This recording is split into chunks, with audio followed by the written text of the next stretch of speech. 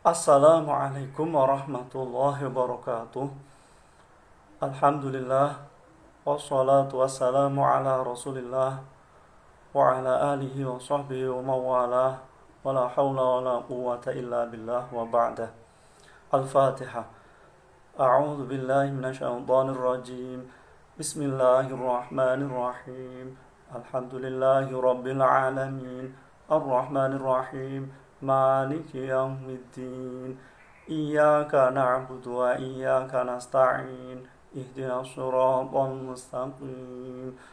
Siratal ladzina an'amta 'alaihim ghairil maghdubi 'alaihim waladdallin. Amin. Tahun ini 2020 Masehi bertepatan dengan 1441 Hijriah adalah tahun yang akan dikenang sepanjang masa karena terjadinya wabah Corona atau COVID-19. Jadi Ramadan ini terasa aneh dan satu sisi orang akan merasa senang karena banyak masjid tutup. Sisi lain orang merasa susah karena ibadah kok dibatasi. Adzan dikhawatirkan akan hilang. Kemudian ada ketakutan kalau Dajjal nanti tiba-tiba keluar. Kemudian ada yang merasa nyaman, wah bebas tidak Jumatan, karena kebetulan ada 5 hari Jumat pada Ramadan ini. Sementara ada yang takut kalau sudah 3 kali Jumatan nanti khawatir dicap munafik. Kemudian ada yang mempermasalahkan sholat berjarak. Wah, itu nanti setan tidak hanya menyusup, tapi jungkir balik. Sisi lain memberikan kelonggaran. Tidak apa-apa itu hanya sebatas sunnah. Darurat tidak apa-apa, renggang. Jadi ada yang mereka memanfaatkan untuk hal yang produktif, ada yang mereka hanya leha-leha, kaum rebahan, sambil ya ongkang-ongkang, layah-layah, ngadep HP, mangan turu ngising. Jadi kita mau membahas tentang Lailatul Qadar, malam kemuliaan. Ini karena dahulu Al-Quran turun dari Lauhul Mahfuz langsung satu paket utuh ke Baitul Izzah, langit dunia, yakni pada Lailatul Qadar,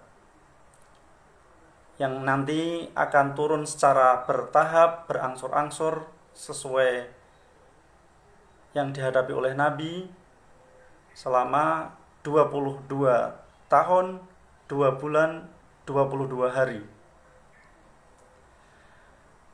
Lailatul Qadar juga disebut malam penentuan, yakni takdir 1 tahun,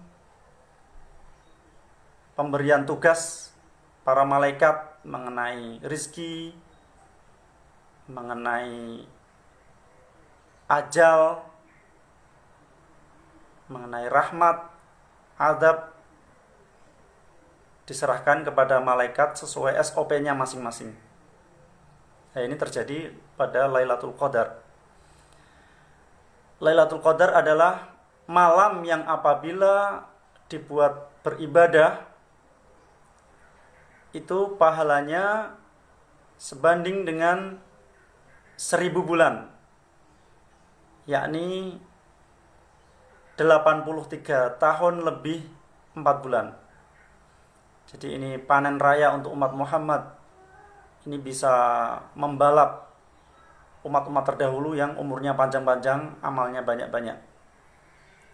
Umat Muhammad itu umurnya pendek-pendek, orangnya lemah-lemah. Jadi kapan terjadinya Lailatul Qadar? Ini dirahasiakan. Karena kalau sudah ditentukan dengan pasti, nanti orang pasti akan ibadah pada malam itu saja, yang lain ambyar. Jadi ada hal-hal yang memang dirahasiakan. Misalnya Al-Ismul A'zam, nama yang paling agung, itu apa dirahasiakan. Meskipun ada bocoran adalah lafal Allah. Kemudian waktu yang mustajab pada hari Jumat itu dirahasiakan. Meskipun ada yang menyimpulkan ba'da asar. Ada lagi sholat wusta di antara 5 waktu. Meskipun ada yang memastikan nanti mengarah ke sholat asar. Ada lagi ridho itu dirahasiakan pada ibadah yang apa, biar orang melakukan semua jenis ibadah. Jadi nilai rapotnya itu semuanya penuh. Ada lagi murka yang dirahasiakan di antara maksiat-maksiat, agar orang menjauhi semua maksiat. Dan ada lagi yang dirahasiakan adalah wali di antara para hamba-hambanya, agar orang tidak meremehkan. Jangan-jangan penampilan yang orang tidak memperhatikan ternyata apa? Dia wali. Orang gila penampilannya tapi ternyata wali, tidak ada yang tahu. Atau orang kaya raya atau pejabat tinggi, ternyata wali, nggak ada yang tahu. Dan ada lagi ajal dirahasiakan, biar orang selalu bersiap-siap. Dan Lailatul Qadar dirahasiakan, meskipun ada beberapa yang merumuskan. Ada yang mengatakan bisa saja tanggal 1, bisa saja tanggal 27, sebagaimana ijma' sahabat. Seperti Syekh Bustami itu mengatakan dalam surat Al-Qadar, lafal Lailatul Qadar disebutkan 3 kali, dan lafal Lailatul Qadar hurufnya ada 9. 3 kali 9 ada 27. Berarti kira-kira tanggal 27 itu Lailatul Qadarnya. Kalau Nabi Muhammad memberikan ancer-ancer, 10 hari terakhir, dipertajam lagi yang ganjil. Ya, meskipun Nabi pernah menegaskan 7 hari terakhir. Ada yang merumuskan dilihat dari hari pertamanya. Kalau pada tahun ini Ramadan hari pertama adalah hari Jumat. Ini ada 2 versi. Kalau menurut Imam Ghazali, termasuk dibuktikan oleh Syekh Abdul Hasan Asyadzali, itu jatuh tanggal 27 Ramadan. Kalau menurut Syekh Sya'rani, jatuh tanggal 29 Ramadan. Nah, inilah terjadi perbedaan, tidak masalah. Yang penting keyakinannya. Dan ijtihad itu kalau benar pahala double, kalau salah masih dapat pahala single. Makanya jangan saling menyalahkan, jangan saling mencerca dan sebagainya, apalagi berujung permusuhan. ganjil dan genap itu geser 1 hari saja sudah nggak sesuai. Ada lagi tanda-tanda Nabi menyebutkan kalau Lailatul Qadar itu ciri-cirinya cerah, tak berawan, tak ada bintang jatuh, tidak panas, tidak dingin. Suasananya nyaman untuk ibadah, juga enak untuk tiduran, ya. Jadi di satu tempat kalau terlihat bulan itu separuh, dan nanti pada pagi harinya saat terbit matahari redup, sinarnya tidak menyengat. Jadi satu riwayat menyatakan berwarna putih, riwayat lain kemerah-merahan seperti nampan. Jadi orang-orang yang mendapatkan Lailatul Qadar itu nanti diusap sayapnya malaikat Jibril.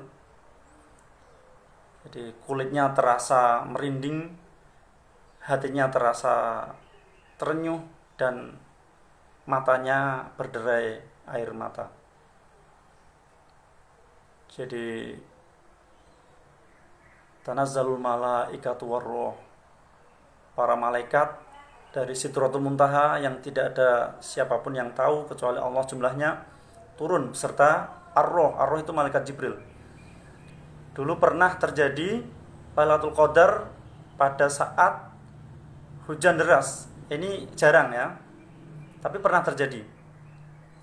Sahabat Anas ingin membawakan pakaian untuk Rasulullah, tapi Rasulullah, sudahlah, nanti juga akan kering sendiri. Di situ malaikat Jibril turun dalam bentuk aslinya bersama para malaikat memenuhi langit dan bumi.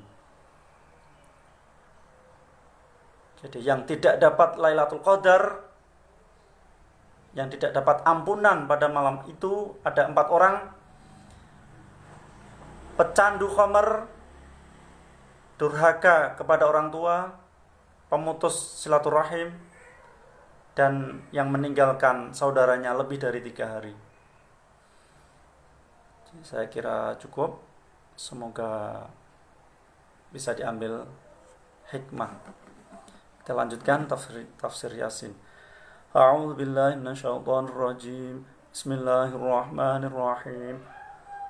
Walau nasha'u ladhamasna 'ala a'yunihim fastabaqu sirata fa anna yubsirun. Walau nasha'u lan lamun ngersakake kita, ladhamasna mongko yekti mbusek kita, 'ala a'yunihim ing atase pira-pira mripate kufar. Fastabaku mongko ake-ake sapa kufar as-sirata ing dalan, fa anna mongko hale kaya apa iku yubsiruna ningali sapa kufar. Jadi bisa saja Allah itu membutakan mata kepala mereka sehingga mereka tidak bisa melihat, bahkan rata, ya, tidak ada bola mata, tidak ada rekahan tempat untuk mata. Bisa saja. Sebagaimana mata hatinya dibutakan oleh Allah sehingga mereka berada dalam kesesatan. Tapi itu tidak dilakukan oleh Allah. Mereka kok enggak mau bersyukur. Walau nasya'u lan lamun ngersakake kita, lamasakhna mongko yekti mbusek kita hum ing kufar ala makanatihim ing atase panggonane kufar. Famastata'u mongko ora kuwasa sapa kufar mudhiyan ing lewat, wala yarji'una lan ora bali sapa kufar. Jadi jika Allah menghendaki, bisa saja wajah mereka dirubah semisal babi atau anjing, sebagaimana umat terdahulu pernah wajahnya dirubah menjadi kera, atau bisa juga dirubah menjadi batu, ya. Kalau dalam legenda, ya, Malin Kundang, ya, Allah alam bisawab. Assalamualaikum warahmatullahi wabarakatuh.